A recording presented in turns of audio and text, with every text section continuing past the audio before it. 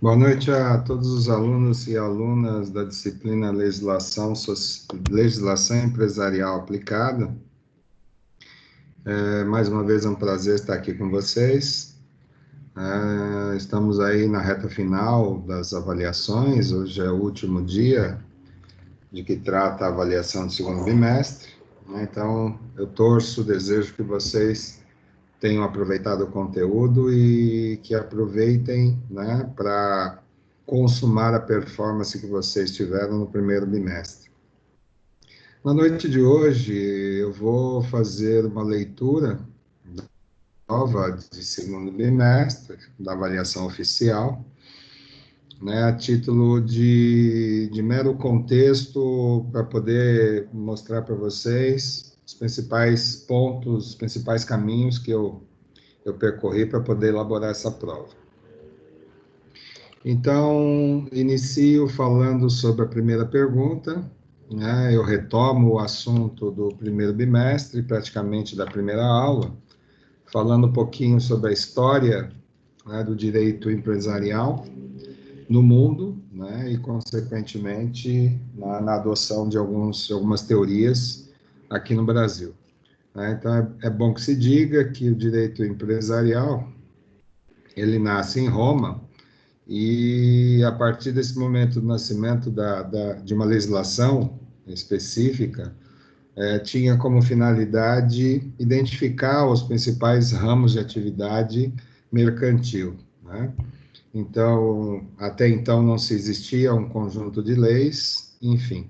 A partir desse momento se criou a teoria dos atos do comércio. Então, eu faço aí eu trago uma abordagem, uma provocação, para que vocês relembrem os conteúdos do primeiro bimestre e que lembrem que esse conjunto de leis que hoje, né, denomina-se direito empresarial, né, ele tem um fator histórico bem interessante, né, da teoria dos atos do comércio, a teoria da empresa, nas duas teorias em que o Brasil se baseou e se baseia até hoje para o seu Código Civil, né, e o direito comercial e empresarial.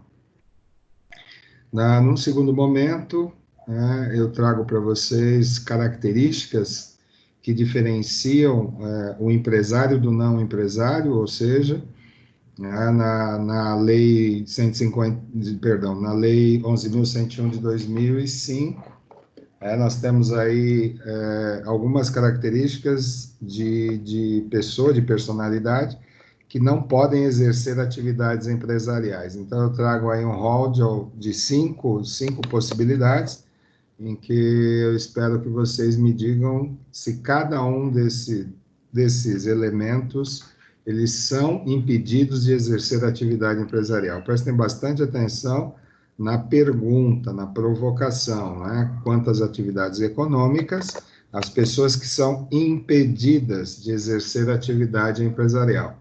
Então, vão ler tópico por tópico e vão colocar para mim verdadeiro ou falso.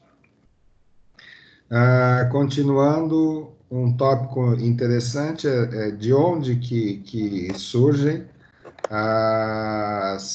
vamos dizer assim, os elementos que compõem o direito empresarial, de que fontes que o direito empresarial se alimenta, né, para poder abarcar esse conjunto ordenado de regras, né, que conduzem a conduta coletiva de qualquer atividade comercial no Brasil, né? Então, as fontes primárias, as fontes secundárias ou subsidiárias, a questão de regras materiais, né, fontes formais, fontes informais. Então, como nós tratamos isso no primeiro bimestre, é bom que vocês saibam, né, de onde que o direito empresarial se alimenta dessas informações. Eu trago para a quarta pergunta informações relacionadas ao segundo bimestre, principalmente quanto à proteção de um desenho industrial. Aí nós estamos falando do direito industrial, que nós vimos na aula, que temos um órgão regulador para isso, que é o INPI, né? Então, a proteção de um desenho industrial, ela tem qual pré-requisito, né? Qual é a finalidade né, quais são os pré-requisitos ou requisitos necessários para que haja proteção ao desenho industrial. Falamos recentemente sobre falências e outros reflexos, falamos de recuperação judicial e extrajudicial. Então, eu trago aqui alguns elementos para vocês fazerem uma relação com os grupos, né, os dois grupos que compõem o direito falimentar, né, sejam eles os concursais e os extraconcursais. Mas, nesse caso específico, eu gostaria que vocês lembrassem justamente do grupo extraconcursais, né? Então, coloquem para mim as alternativas que se relacionem a essa possibilidade. Continuando na pergunta número 6, eu trato da Lei 9.279 Lei 9.279 de 96, né? Que garante ao autor da invenção ou do modelo de utilidade, aquela invenção que ela é aperfeiçoada, por isso que ela chama de modelo de utilidade, né? Então, qual é a denominação que se dá, né, a essa garantia, né? Quer dizer, a esse certificado que é obtido a partir de registros e pagamentos de emolumentos, né? É patente, é licença, é uma autorização, uma simples resolução ou sentença judicial. A partir da pergunta 7, eu retomo a base do direito, né? Não somente empresarial, mas a base do direito, que se relaciona com os principais elementos vamos dizer assim, de alicerce para a edificação desse jurídico. Quais são os princípios gerais do direito, né, principalmente no que tange ao direito empresarial, né? Então, eu trago aqui os princípios jurídicos do direito comercial, né, 5 elementos aqui, 5 possibilidades, para vocês colocarem para mim se esse elemento, essa possibilidade, esse princípio, é verdadeiro ou falso dentro dessa perspectiva. A 8ª pergunta, eu retomo o Código de Defesa do Consumidor, né, que é um conteúdo de 2º bimestre, né, e buscando que vocês lembrem qual é a denominação correta, legal, técnica de consumidor, né?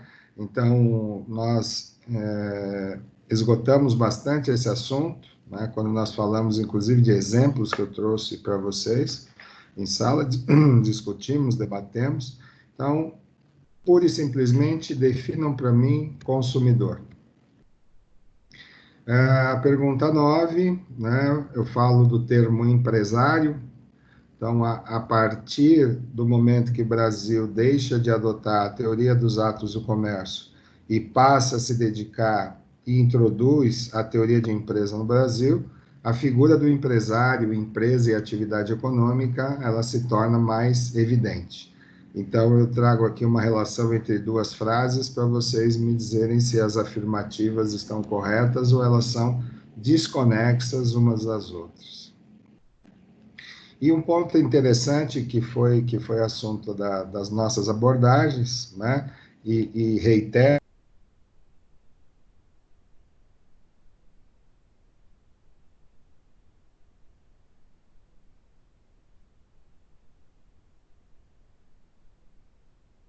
fazer uma relação bem estreita vamos dizer assim, desculpem, perdi por um momento o sinal, mas vamos retomar.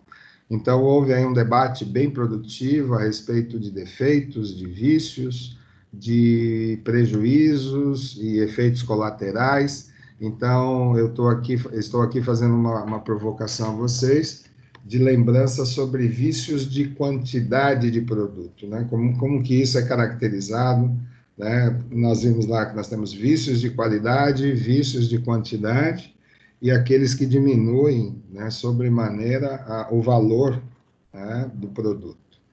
Então, gente, essas foram as 10 perguntas que eu acredito tenham sido bem tranquilas.